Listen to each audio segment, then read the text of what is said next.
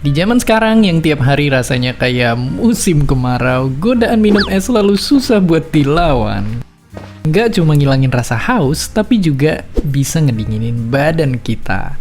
Tapi apapun jenisnya, minuman dan makanan dingin sering banget dituduh jadi penyebab kita sakit. Bahkan kita sering banget dimarahin kalau kita terus-terusan minum es. Tapi apa benar minum es itu bikin kita batuk pilek?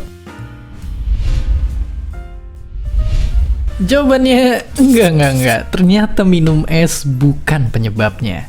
Nyatanya, pelaku sebenarnya adalah mereka. Dan mereka ada di mana-mana.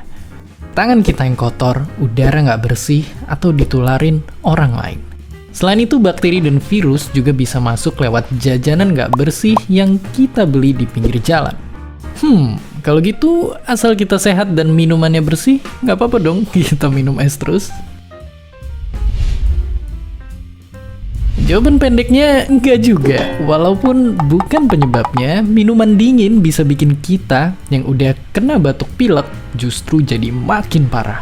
Makanya buat kita yang udah mulai meler, minum air es itu bisa bikin hidung kita makin kesumbat. Bahkan kepercayaan ini udah ada dari sejak lama. Di beberapa budaya kuno, minum air dingin setelah makan panas dipercaya bisa ngerusak keseimbangan tubuh kita. Selain itu, buat orang penderita dua penyakit ini, makan dan minum dingin bisa bikin gejalanya makin parah. Tapi, tunggu dulu. Bukan berarti kita nggak boleh minum minuman dingin sama sekali. Nggak semua yang berkaitan sama air dingin itu buruk. Asalkan airnya itu nggak terlalu dingin, pas cuaca lagi panas banget atau kita lagi olahraga, minum air dingin bisa bikin kita lebih tahan capek.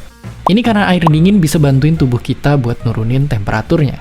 Jadi, energi yang harusnya dipakai buat kontrol suhu tubuh, bisa kita pakai buat nyetak gol di detik terakhir.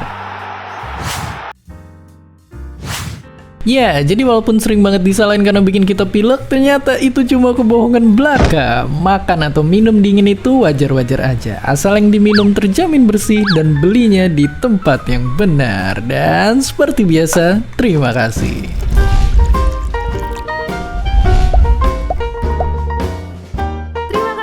Udah nonton Kok Bisa?